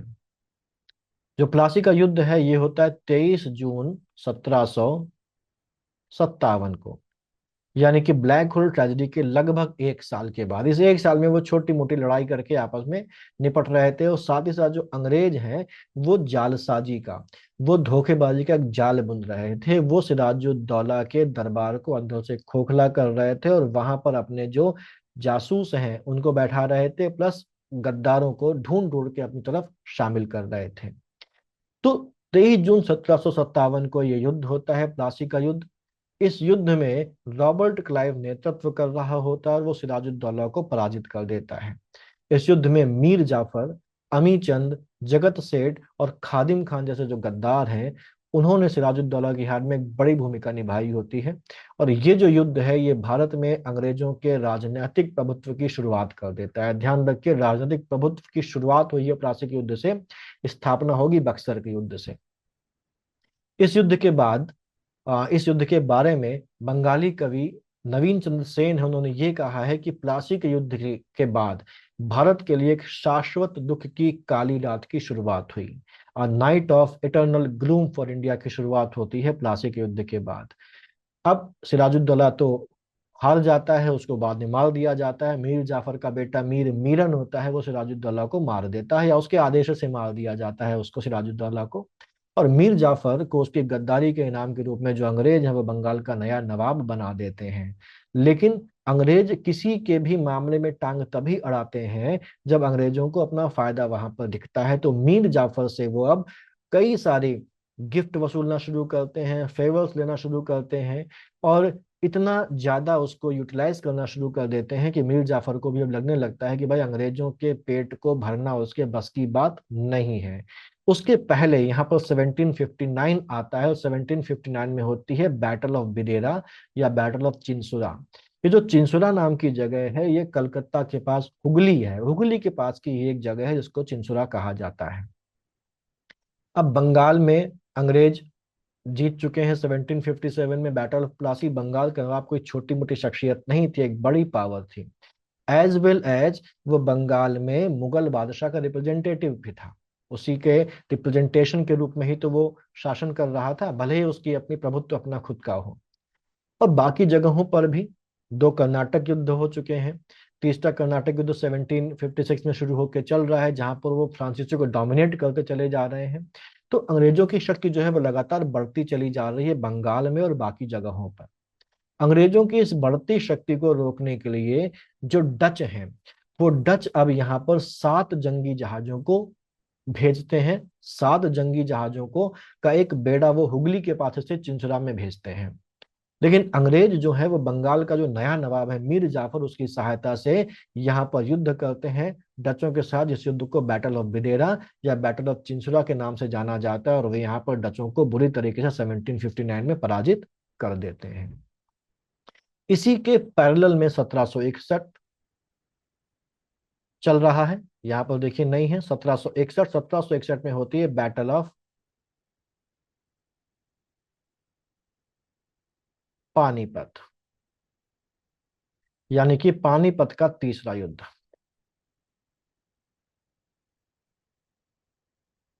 ये 1761 में होता है, पानीपत का तीसरा युद्ध।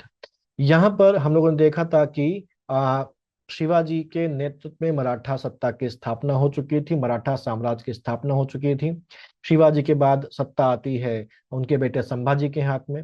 उसके बाद धीमे धीमे धीमे धीमे कई सारे उतार चढ़ाव आते हैं और शाहू जी के हाथ में सत्ता आ जाती है। और इसी पीरियड में कुछ समय के बाद संगोला एग्रीमेंट होता है, और उस संगोला एग्रीमेंट के द्वारा अब यहाँ पर जो मराठा सम्राट है या मराठा छत्रपति है वो केवल नॉमिनल हेड रह जाता है सत्ता का, और सत्ता वास्तविक रूप से पेशवाओं के हाथ में आ जाती है। जो पहले पेशवा थे वो बालाजी विश्वनाथ थे। बालाजी विश्वनाथ के बाद जो दूसरे पेशवा बनते हैं वो बनते हैं बाजीराव प्रथम, और बाजीराव प्रथम के बाद तीसरे पेशवा बनते हैं बालाजी बाजीराव। बालाजी बाजीराव को ही नाना साहेब के नाम से जाना जाता है, और इन्हीं बालाजी बाजीराव के समय पानीपत का तीसरा युद्ध होता है। मराठा इस समय 1761 के आसपास के समय में अपने उरूज पर है, अपने क्लाइमेक्स पर है, इनकी जो पावर है वो चरम पर है। ठीक। ये बेसिकली क्या है, ये केवल दक्कन पर ही नहीं, साउथ इंडिया पर ही नहीं, अब इस समय ये उत्तर भारत में भी अपनी डोमिनेंस स्टैब्लिश कर चुके हैं, अपना प्रभुत्व स्थापित कर चुके हैं। इनकी पावर इतनी ज्यादा बढ़ चुकी है कि मुगल बादशाह जो उस समय का है वो भी उनके हाथ की कठपुतली यानी कि पपेट बन गया है। मराठे अब इतनी पावर आएगी तो पावर के साथ कॉन्फिडेंस भी आएगा, और वो कॉन्फिडेंस कभी कभी ओवर कॉन्फिडेंस में बदल जाता है। तो जो मराठे हैं वो इस समय अति आत्मविश्वास, ओवर कॉन्फिडेंस के शिकार हो गए थे, और इसी ओवर कॉन्फिडेंस में आके उन्होंने एक गलत स्टेप ले लिया। ये गलत स्टेप ये था कि ये दिल्ली पहुंचते हैं, दिल्ली से आगे बढ़ते हैं, पंजाब पहुंचते हैं, और पंजाब में उस समय अहमद शाह अब्दाली ने अपने बेटे तिमूर शाह को गवर्नर बना के बैठा रखा था उस इलाके में जो अहमद शाह अब्दाली ने जीता हुआ था। ये वहां पहुंचते हैं और तिमूर शाह को भगा देते हैं, कुछ समझते ही नहीं उसको, तिमूर शाह को भगा देते हैं। तिमूर शाह अहमद शाह अब्दाली का बेटा है। वो जब वापस पहुंचता है भागकर अहमद शाह अब्दाली के पास, तो अहमद शाह अब्दाली इसको अपने प्रभुत्व पर एक झटका मानता है, और वो नाराज हो जाता है, और वो सोचता है कि मराठों को अब सबक सिखाने का समय आ गया, और वो मराठों को सबक सिखाने के उद्देश्य से भारत की तरफ मूव कर देता है। मूव करने के साथ साथ वो अपने साथ कई सारे अलायंसेस बनाता है, कई सारे लोगों को अपने साथ जोड़ता है, क्योंकि उसको पता है मराठे भी कम शक्तिशाली नहीं है। आधे से ज्यादा भारत में जिन्होंने अपना अपना प्रभुत्व स्थापित कर लिया, मुगल बादशाह को जिन्होंने अपना कठपुतली बना लिया, वो कोई कमजोर नहीं होंगे, ये उसको पता था। तो अब्दाली जो है वो रुहेलखंड के नजीबुद्दौला को, अवध के नवाब शुजाउद्दौला, इसके अलावा मोहम्मद खान बंगश, ये मोहम्मद खान बंगश वही है जिसने फर्रुखाबाद शहर बसाया था, और रोहेला सरदार हाफिज रहमत खान के साथ गठबंधन कर लेता है। ठीक। जबकि मराठे क्योंकि अति आत्मविश्वास के शिकार थे, और अपने आप को बहुत ज्यादा कुछ चीज समझते थे, वो किसी को अपना कुछ नहीं समझते थे, विस्तारवादी नीति लेके चलते थे, लड़ाकू स्वभाव था, जिसको चाहते थे उसके ऊपर हमला कर देते थे, यहाँ तक कि जिसका वो संधि करते थे, जिसके साथ वो हमला ना करने की बात करते थे, मौका पाकर मौका परस्ती दिखाते हुए उसको ऊपर भी हमला करके उसके इलाके पर कब्जा करने का स्वभाव इनका हो गया था। तो इस वजह से इनका कोई भी साथ देने को तैयार नहीं हुआ। ठीक। अब मराठा सेना की कमान जो थी वो चीमाजी अप्पा के बेटे सदाशिवराव भाऊ के हाथों में थी। चीमाजी अप्पा वही जिन्होंने 1739 में बैटल ऑफ वसई में पुर्तगालियों को पराजित किया था, और जो बाजीराव प्रथम के भाई थे। ठीक। उनके बेटे हैं सदाशिवराव भाऊ। यहाँ पर बेसिकली नाना साहब यानी कि बालाजी बाजीराव का बेटा जो नाबालिग था विश्वास राव, वो सेना का नॉमिनल लीडर था, जबकि सेना की वास्तविक कमान जो थी वो सदाशिवराव भाऊ के हाथों में थी। ये दोनों सेनाएं 14 जनवरी 1761 को मकर संक्रांति के दिन आमने सामने आती हैं, युद्ध होता है, और मराठा सेना की ऐतिहासिक हार होती है। इसमें मराठा सेना की भी कई सारी कमियां थी, जैसे ये पहली बार खुले मैदान में युद्ध लड़ रहे थे, जबकि ये गुरिल्ला वार के में ये पारंगत थे। दूसरी बात यहाँ पर यह भी निकल के आती कि सदाशिव राव भाऊ कम अनुभवी थे, और इनसे कहीं ज्यादा अनुभवी जो योद्धा थे, जो सेनापति थे, वो मराठा सेना में थे। प्लस ये इतने ज्यादा आत्मविश्वास के शिकार थे कि ये युद्ध लड़ने जा रहे हैं तो अपने साथ एक बहुत बड़ी फौज लेके चल रही है, बूढ़ों की, महिलाओं की और बच्चों की, कि चलो युद्ध तो लड़ लेंगे, साथ साथ तुम लोग तीर्थ यात्रा भी कर लेना। तो ये एक बहुत सारी कमियां इसमें थी जो इस युद्ध में एक तरफा हार इनकी हुई। लेकिन ये युद्ध एक निर्णायक युद्ध माना जाता है, जिसने ये निर्धारित नहीं किया कि भारत पर कौन शासन करेगा, बल्कि ये निर्धारित किया कि भारत पर कौन शासन नहीं किया करेगा। उस समय बेसिकली अगर देखा जाए तो मराठा एक बहुत बड़ी शक्ति थे, और मराठा अगर ये युद्ध ना हारते तो इनका जो पावर है वो डिक्लाइन नहीं करता और अंग्रेज इतना ज्यादा आगे नहीं बढ़ पाते, ऐसा एक थ्योरी है। लेकिन मराठों को इसने बुरी तरीके से हरा दिया, उनकी कमर तोड़कर रख दी। तो इससे साबित हुआ कि अब मराठे तो कम से कम भारत पर राज नहीं करेंगे, और इस युद्ध ने मराठों का रास्ता तो बंद कर दिया, लेकिन एक और शक्ति जो भारत पर छाने की कोशिश कर रही थी उसके रास्ते को साफ कर दिया। और इसके बाद जो अंग्रेज हैं वो अब बहुत तेजी से भारत में बढ़ना शुरू कर देते हैं। ठीक, यही जो युद्ध है, इस युद्ध में महादजी सिंधिया एक कूट संदेश पेशवा बालाजी बाजीराव को भेजते हैं। वो क्या है कि वो कहते हैं कि दो मोती लुढ़क गए, 27 अशरफियां खेत रहीं, और तांबे और चांदी के सिक्कों की कोई गिनती नहीं। दो मोती से यहाँ पर मतलब सदाशिवराव भाऊ और विश्वासराव से है कि वो मारे गए। 27 अशरफियां यहाँ पर 27 मोस्ट इंपॉर्टेंट और सबसे बहादुर मराठा सेनापतियों, मराठा सैनिक जो नायक थे उनकी थी।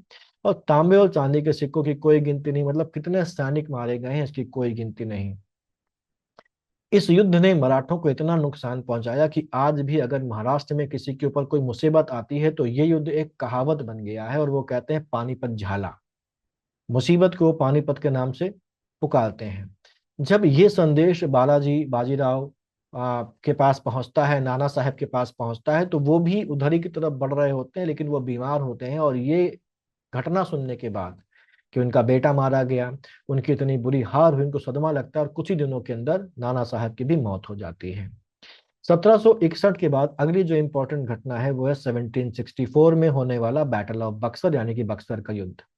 हम लोगों ने देखा था कि 1757 में प्लासी के युद्ध के बाद मीर जाफर को नवाब बना दिया जाता है, लेकिन मीर जाफर जल्दी ही ये समझ जाता है कि अंग्रेजों की रोज रोज की डिमांड्स को पूरा करना असंभव है। जब अंग्रेजों को मीर जाफर की अपनी डिमांड्स को पूरा करने में हीला हवाली का पता चलता है तो वो उसको हटा देते हैं, क्योंकि उनका ऑब्जेक्टिव तो फुलफिल नहीं हो रहा है जिस ऑब्जेक्टिव के लिए उन्होंने मीर जाफर को गद्दी पर बैठाया था। और मीर जाफर को हटाकर मीर जाफर के दामाद मीर कासिम को नवाब बना देते हैं। यानी कि मीर ये जो चीज होती है 1760 में होती है, यानी कि मीर जाफर जो है वो 1757 से 1760 तक बंगाल का नवाब रहता है।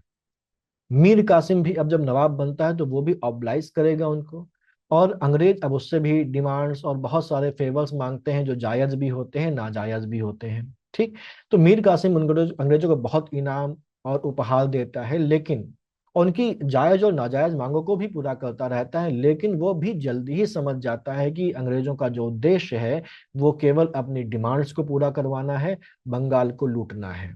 मीर कासिम अगर देखा जाए तो एक काबिल, एफिशिएंट और मजबूत शासक था, और वो बहुत जल्दी ही इस बात को समझ गया, और उसने अंग्रेजों के चंगुल से अपने आप को आजाद करने के लिए कई सारे कदम उठाने शुरू कर दिए। सबसे पहला कदम उसने उठाया अंग्रेजों को अपने आप से दूर करने के लिए, और इसके लिए अपनी राजधानी मुर्शिदाबाद से उसने मुंगेर शिफ्ट कर ली, जिससे कि अंग्रेजों से वो दूर चला जाए।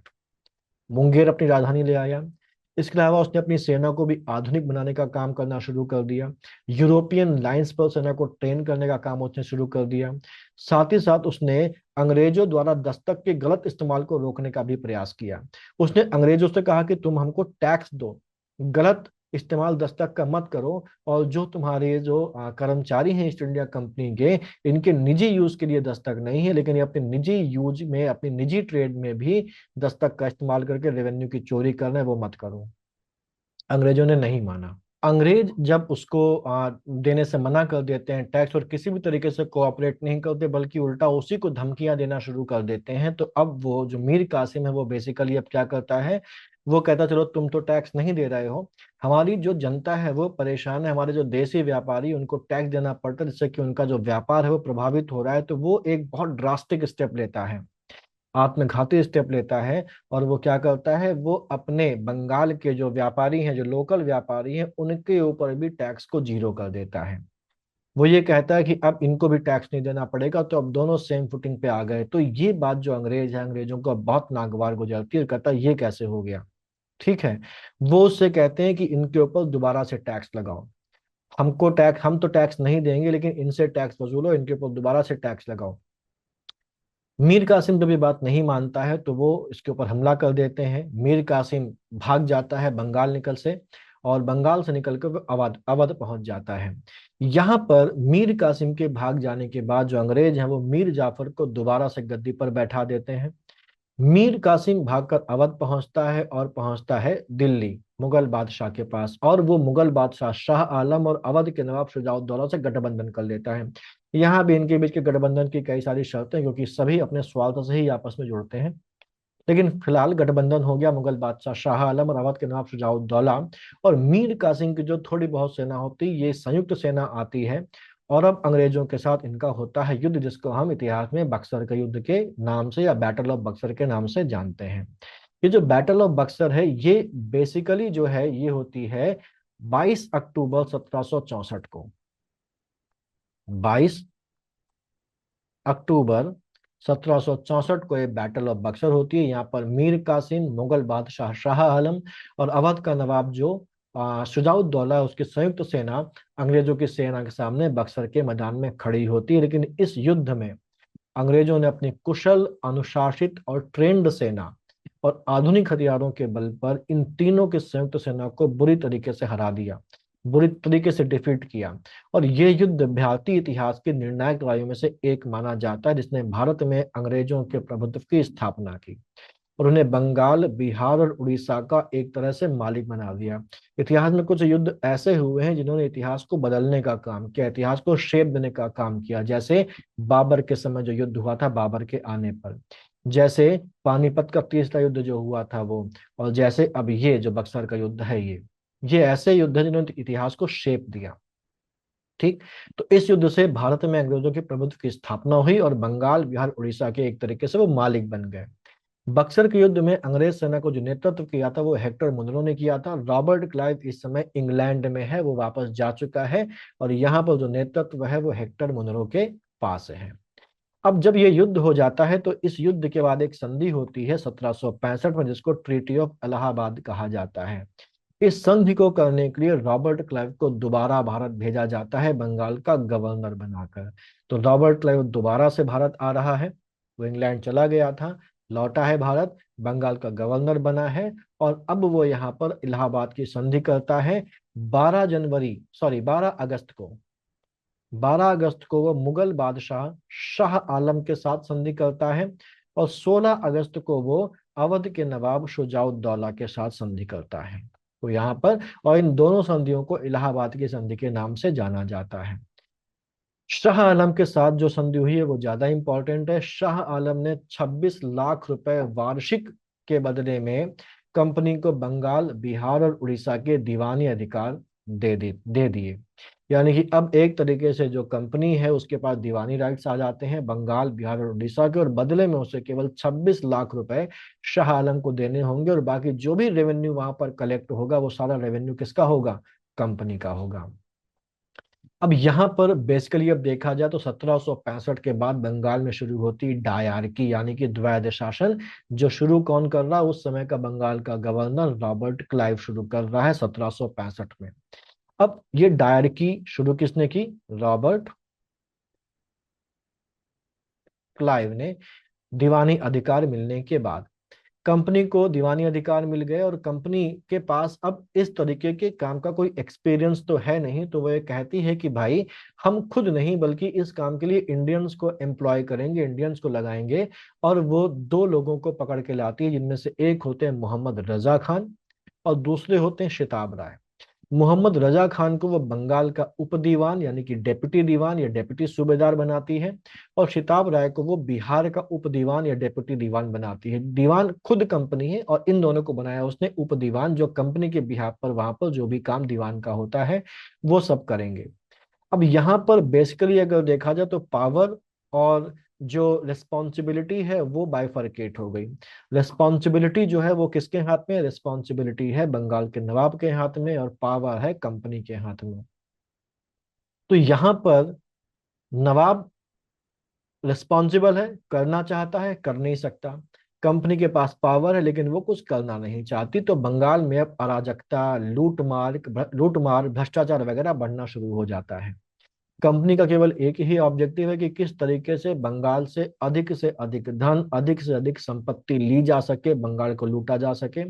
यहाँ तक कि अभी तक वो कच्चे माल वगैरह के लिए जो पैसा मंगाती थी इंग्लैंड से, वो उसने मंगाना बंद कर दिया, और बंगाल के पैसे से ही कच्चा माल खरीद कर वो विदेश अपने यूरोप भेज रही है, इंग्लैंड भेज रही है, और वहां से बन के आके वो माल यहाँ पर बेच रही है। यानी कि उसकी कॉस्ट ऑफ जीरो हो गई, यहीं से पैसा लगाकर यहीं से कमाया जा रहा है। इसी को बोला गया ड्रेन ऑफ वेल्थ। ठीक। और इसी चीज को दादा भाई नौरोजी ने अपनी ड्रेन थ्योरी में बताया है कि किस तरीके से बंगाल को लूटना यहाँ पर अब कंपनी ने शुरू किया। अराजकता भी बढ़ रही है, लूटमार भी बढ़ रही है, प्लस यहाँ पर गरीबी भी आ रही है, प्लस जो बंगाल के नेटिव जो व्यापारी हैं, जो कारीगर हैं, उन सभी कारीगरों का कामकाज नष्ट होता चला जा रहा है।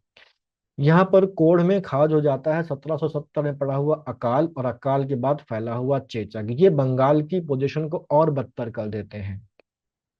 सर डब्ल्यू हंटर नाम का एक अंग्रेज है जो ये लिखता है कि ये जो अकाल था वो इतना भीषण था कि भूख से बेहाल जो लोग होते थे वो अपने बच्चों तक को बेचने को तैयार हो गए, अपने लड़कों को, अपनी लड़कियों को भी बेचने को तैयार हो गए, लेकिन खरीदने वाला भी कोई नहीं था, क्योंकि पूरे बंगाल के लोगों का हाल यही था। लोगों ने पेड़ों के पत्ते खाने शुरू कर दिए, जंगल की घास तक को नहीं छोड़ा उन्होंने खाने के लिए, इतने भूखे वो थे। ब्रिटिश रेजिडेंट ने तो यहाँ तक कहा है कि जो लोग थे वो इतने भूखे थे कि कई लोगों ने तो मुर्दा शरीरों को भी खाने से गुरेज नहीं किया। ठीक है, तो इससे आप समझ सकते हैं कितना भयावह है वो अकाल था और किस पोजीशन पर अंग्रेजों ने पहुंचा दिया था बंगाल को। ये रिकॉर्ड्स बताते हैं कि इस अकाल और चेचक से लगभग 1 करोड़ लोग मारे गए थे, लेकिन बंगाल के पैसे पर ऐश करने वाली जो ईस्ट इंडिया कंपनी थी उसके कानों में जू तक नहीं रेंगी। ये जो डायरेक्टरी है 1772 तक चलती है, और जब वॉरेन हेस्टिंग यहाँ पर गवर्नर बनता है तो वो इसको खत्म करता है 1772 में। ये जो पीरियड है 1765 से 1772 का, इस पूरे पीरियड में बुरी तरीके से बंगाल को लूटा गया, और के एम पडिक्कर ने इस पूरे अराजकता के काल को डाकू राज कहा है, इसीलिए क्योंकि इसको केवल लूटने का काम किया ईस्ट इंडिया कंपनी ने। यहाँ पर लूटती तो वो 1947 तक रही, लेकिन यहाँ पर उसने बिल्कुल ही हद कर दी थी, अति कर दी थी। फिर 1767 1767 से 1769 तक एंग्लो मैसूर आता है। जो अवध का नवाब है उसके साथ संधि हो चुकी है, बंगाल में ये जीत चुके हैं, फ्रांसीसियों को ये हरा चुके हैं। साथ ही साथ जो मुगल बादशाह है वो भी इनके साथ संधि कर चुका है। अब इनके सामने भारत में केवल दो शक्तियां थीं जो खड़ी थीं, वो एक था मैसूर और दूसरे थे मराठा। तो अब ये अपना ध्यान लगाते हैं इन दोनों शक्तियों की तरफ, और 1767 1769 में होती है फर्स्ट एंग्लो मैसूर वार, यानी कि पहला आंग्ल मैसूर युद्ध। ठीक। तो बंगाल में जो सफलता इनको मिली, कर्नाटक युद्धों में इन्होंने फ्रांसीसियों को डिसीजिव तरीके से, निर्णायक रूप से हरा दिया, तो अंग्रेजों का आत्मविश्वास अब बहुत ज्यादा बढ़ चुका था। अति आत्मविश्वास लेकिन नहीं था। अब उनके मन में भारत में शासन करने का विचार भी आ चुका था, क्योंकि अब वो सत्ता का स्वाद चख चुके थे बंगाल में, तो वो बाकी जगहों पर भी अपना विस्तार करना चाहते हैं। और अंग्रेजों ने पहले एंग्लो मैसूर वार में मराठों और निजाम के साथ एक त्रिगुट बनाया, और इस त्रिगुट को बनाकर मैसूर में उस समय हैदर अली बैठा हुआ था। हैदर अली पर दो तरफ से हमला किया, एक तरफ से एक पार्टी ने, दूसरी तरफ से दूसरी पार्टी ने हमला किया। इस युद्ध में हैदर अली जो अचानक दुतरफा हुए हमले से थोड़ा सा बौखला जाता है, तो शुरुआती तौर पर तो हारता है, लेकिन बाद में वो संभलता है और जीतना शुरू करता है, और जीतते जीतते वो मद्रास तक पहुंच जाता है और मद्रास पर वो कब्जा कर लेता है। इसी बीच यहाँ पर इनके बीच में संधि हो जाती है, इस संधि से युद्ध खत्म हो जाता है, और ये जो संधि है, संधि को हम जानते हैं ट्रीटी ऑफ मद्रास के नाम से या मद्रास की संधि के नाम से।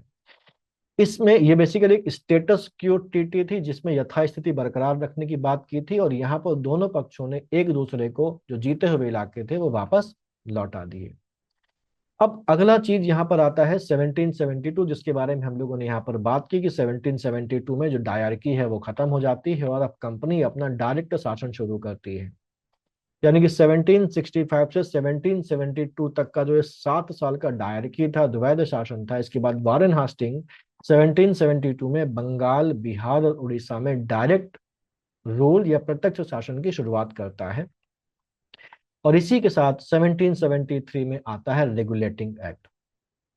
यहाँ पर थोड़ा सा समझना जरूरी है कि बंगाल, बिहार और उड़ीसा में जब कंपनी को दीवानी अधिकार मिल जाते हैं तो कंपनी की जो आय है वो कई गुना बढ़ जाती है। कंपनी के जो शेयर होल्डर्स थे उनका जो डिविडेंड तय किया गया था वो 6.5% डिविडेंड तय किया गया था। डिविडेंड मतलब लाभ में हिस्सा। कंपनी को इतनी ज्यादा आमदनी होती है कि वो डिविडेंड को बढ़ाकर 12.5% कर देती है। कंपनी को हर साल 4 लाख पाउंड जो होने देने होते थे वो ब्रिटिश सरकार को देने होते थे। ठीक है। अब यहाँ पर कंपनी की जो भी कारगुजारियां थी, वो सारी कारगुजारियां, वो सारे लाभों की खबर कि कंपनी कितना पैसा कमा रही है, क्या क्या कर रही है, इसकी खबर ब्रिटेन की संसद और ब्रिटेन के क्राउन के पास भी पहुंच रही थी। यानी कंपनी बहुत सारा पैसा कमा रही है।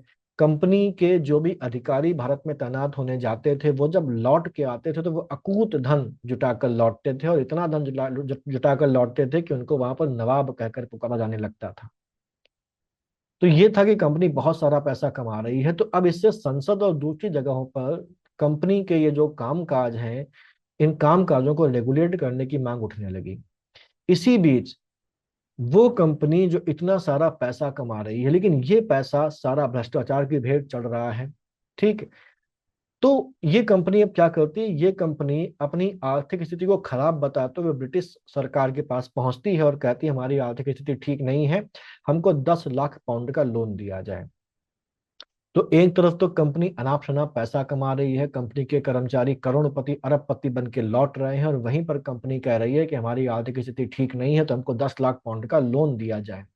इससे क्या होता है, जो संसद है, जो दूसरे लोग हैं जो कंपनी के कामकाज पर उंगली उठा रहे थे, उनको एक मौका मिल जाता है और वो कहते हैं कंपनी का कामकाज ठीक नहीं है, बहुत सारी इरेगुलरिटीज चल रही हैं, तो इनको दूर करना चाहिए। और वो अब संसद में कंपनी के मामलों को रेगुलेट करने के लिए 1773 में रेगुलेटिंग एक्ट को पास कर देते हैं। ये जो है ये कंपनी के कामकाज को रेगुलेट करने का पहला प्रयास था ब्रिटिश सरकार के द्वारा। इसमें कुछ प्रावधान किए गए, जैसे बंगाल के गवर्नर को गवर्नर जनरल कहा गया इसमें। साथ ही साथ कंपनी के अधिकारियों के निजी व्यापार यानी कि प्राइवेट ट्रेड पर रोक लगा दी गई, उनको गिफ्ट लेने पर रोक लगा दी गई, और ये भी कह दिया गया कि अब वो जो घूस या ब्राइब वगैरह लेते थे वो नहीं लेंगे। कंपनी का जो मैनेजमेंट था वो कंपनी के डायरेक्टर्स देखते थे, और ये कहा गया कि कंपनी के जो डायरेक्टर्स हैं वो कंपनी के रेवेन्यू ओरिएंटेड, कंपनी के दीवानी मामलों के और कंपनी के जो मिलिट्री काम है उन सभी में जो भी कामकाज होगा उस कामकाज से ब्रिटिश सरकार को अवगत कराएंगे, ब्रिटिश सरकार को रिपोर्ट करेंगे, जिससे कि ब्रिटिश सरकार देखे कि ये ठीक से काम कर रहे हैं कि नहीं कर रहे हैं। साथ ही साथ इसी 1773 के रेगुलेटिंग एक्ट के अंतर्गत 1774 में एक सुप्रीम कोर्ट की स्थापना भी की जाती है कलकत्ता में। ठीक है। और वारेन हास्टिंग जो था वो पहला गवर्नर जनरल यहाँ पर होता है। इसके बाद इसके बाद आता है हमारा 1775 1782 के दौरान होने वाली पहली एंग्लो मराठा वार। ये हम लोग क्रोनोलॉजी से चल रहे हैं, इसीलिए चीजें आगे पीछे हो रही हैं। ठीक, तो ध्यान से समझिएगा। 1775 1782 में पहला एंग्लो मराठा वार यानी कि पहला आंग्ल मराठा युद्ध होता है। इस युद्ध का जो मुख्य कारण था वो मराठों के बीच का पारिवारिक सत्ता संघर्ष था। हम लोगों ने भी कुछ देर पहले देखा कि पानीपत के युद्ध के तीसरे पानीपत के युद्ध के कुछ समय के बाद पेशवा नाना साहब की मौत हो जाती है। पेशवा नाना साहब की मौत के बाद उनका जो बेटा होता है माधव राव नारायण, वो पेशवा बनता है, और उसको कामकाज चलाने में सहायता करने की जो जिम्मेदारी है वो नाना साहब के छोटे भाई को दी जाती है, जिनका नाम होता है रघुनाथ राव। 1772 में माधवराव नारायण जो पेशवा होता है उसकी टीबी से, ट्यूबरकुलोसिस से मौत हो जाती है, और उसके भाई नारायण राव को पेशवा बनाया जाता है। अब यहाँ पर जब माधवराव नारायण पेशवा बना था तो रघुनाथ राव, जिसको राघोबा भी कहा जाता है, वो खुद भी बनना चाहता था, लेकिन वो अपनी इच्छा को दबा लेता है वहां पर। लेकिन जब जब माधवराव नारायण की टीबी से मौत हो जाती है तो अब राघोबा खुद पेशवा बनना चाहता है, लेकिन पेशवा बना दिया जाता है माधवराव नारायण के छोटे भाई नारायण राव को। अब जो रघुनाथ राव है अब यहाँ पर षड्यंत्र करना शुरू कर देता है। 1773 में 1773 में जो राघोबा है वो, उसकी बीवी जिसका नाम होता है आनंदी बाई, वो सुमेर सिंह गर्दी के हाथों से नारायण राव की हत्या करवा देता है। ये माना जाता है कि आज भी नारायण राव की जो आत्मा है वो वहां पर घूम रही है। खैर वो एक अलग बात है।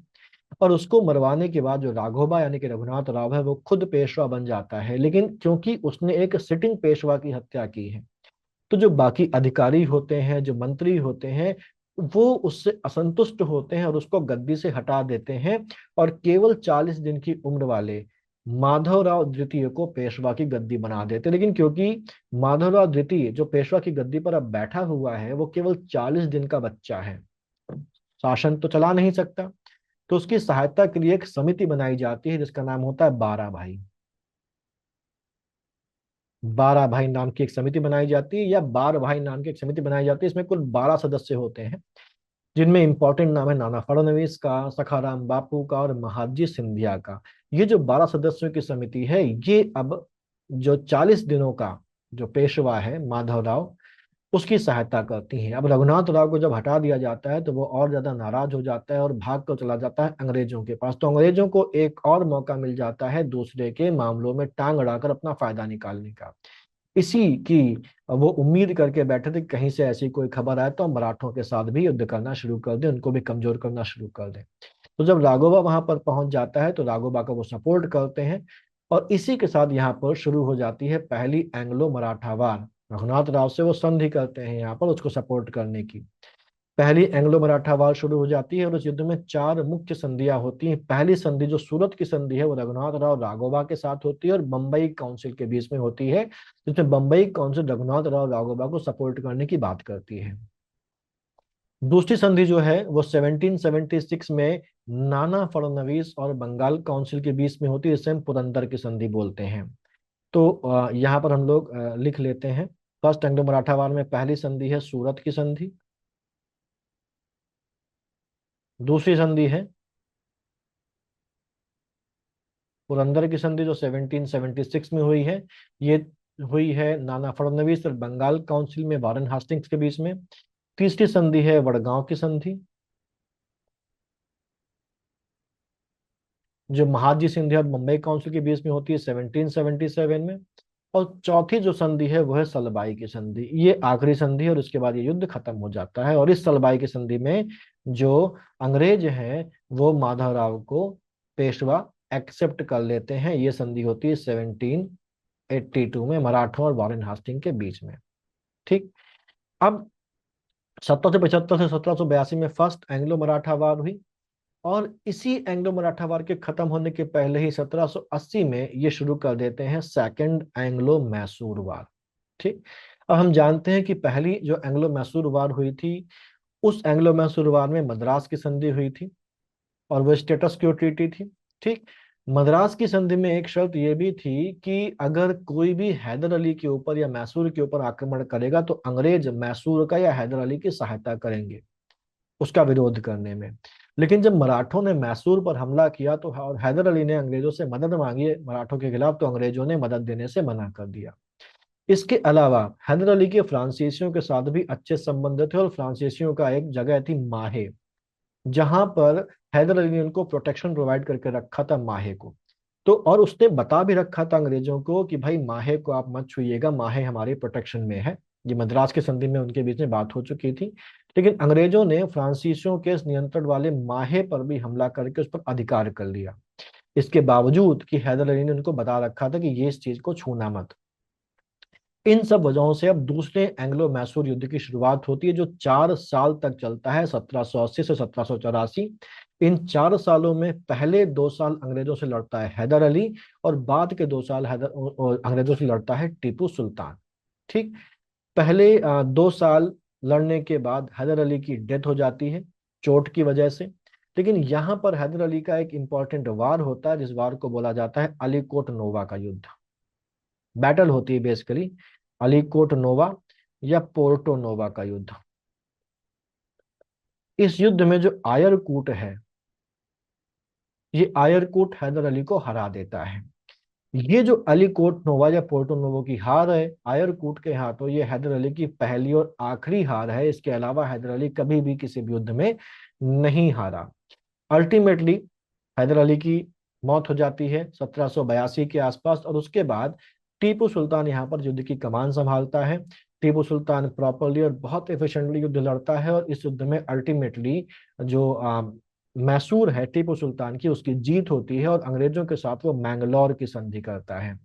ये मैंगलोर की संधि इसलिए भी इंपॉर्टेंट है क्योंकि ये वो अकेली संधि है जिसमें एक भारतीय ने अपनी शर्तों पर अंग्रेजों के साथ संधि करी।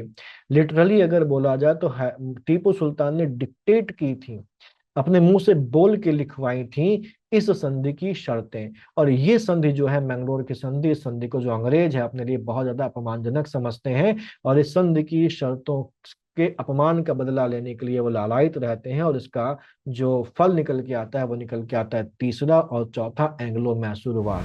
तो उसको हम लोग देखेंगे अगले वीडियो में। इसको यहाँ तक रखते हैं, वीडियो बहुत लंबा हो गया है।